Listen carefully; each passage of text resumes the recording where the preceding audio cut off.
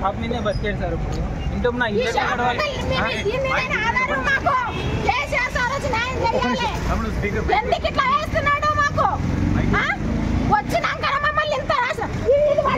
ఎట్లా కడగాలి సార్ మాకు?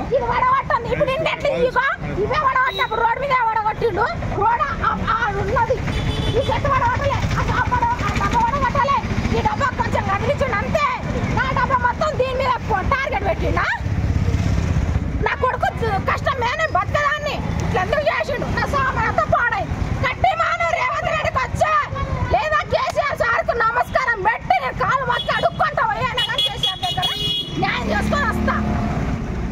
గెలిపించినందుకు మా చెప్పుతో మేము పట్టుకున్నట్టు చేసిన పాడ మా చెప్పుతో మేము పట్టుకున్నట్టు చేసిన ఇంకోసారి రాడు రేవంత్ రెడ్డి పాడతావు మాడి పట్టుకోడాడు ఆ పెన్న నాకు కావాలి. అది ఒక్కటి ఓన్లీ నా సామాన్ తీసుకునేంత వరకు ఆగదుండే. నేను 10,000 రెంట్ కట్టుకుంటున్నా, 10,000 రెంట్ కట్టుకొని ఉంటున్నా. రోడ్డు ఏం చేసింది? రోడ్డు మీద నేను ఉన్నా, రోడ్డు మీద వేసినా. ఇది ఏం చేసింది? ఈ పక్కన వేసుకున్నా. నా కాళ్ళ నొప్పులతో నేను బతుకుతున్నాను. ఈ గుడిసెలో బతుకుతున్నా.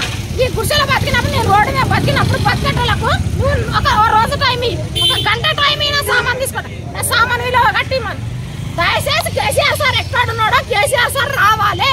కేసీఆర్ సారే నాకు న్యాయం చేయాలి.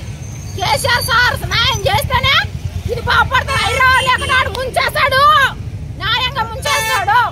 న్యాయంగా ముంచేస్తాడంటే ముంచేస్తాడు. రేవంత్ రెడ్డి గారు మంచాడు కాదు. ఇప్పటికి సగం ముంచేసిండు. నా కడుపు కోత ఇంత ఉంది. నేను ఎవరితో చెప్పుకోవాలి? ఎవరున్నారు నాకు వెనకాల? ఇప్పుడు ఈ బాధ ఇదంతా ఎవరు తీయాలి? ఎవరు ఇప్పుడు ఇంత ఇవన్నీ ఇరిగిపోయినాయి. నా సామాన్లు తీసుకునేదాకా నాకు టైం ఎందుకు వెళ్ళాడు? 5 నిమిషాలు టైం ఇంటి సార్ చదువుకుంటా 5 నిమిషాలు టైం ఇంటి వెళ్ళాడు. నా సామాన్లు వెళ్ళిపోయినాయి. నా కొడుకు కష్టం చేస్తాడు. నేను ఇప్పుడు ఏడో బతకాలి చూపిండి నాకు దారి. రేవంత్ రెడ్డి నాకు రేపటికాలు చూపించాలి.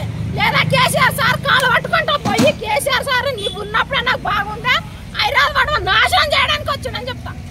హైదరాబాద్ నాశనం చేయడానికి వచ్చిండు రేవంత్ రెడ్డి గారు.